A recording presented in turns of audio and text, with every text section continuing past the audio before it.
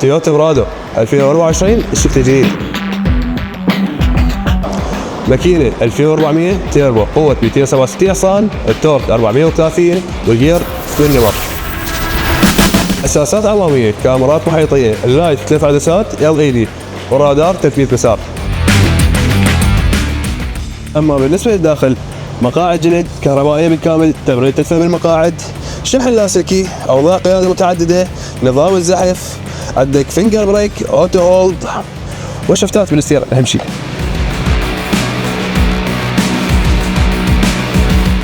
كاميرا خلفية، كاميرا للمراية الوسطية، صندوق كهربائي بالكامل، مقاعد الصف الثالث كهربائية بالكامل، وهناك منفذ طاقة بقوة 220 فولت 100 واط. وهسه اكتبوا لنا بالتعليقات على يا سيارة المرة الجاية تريدون نشرح عليها.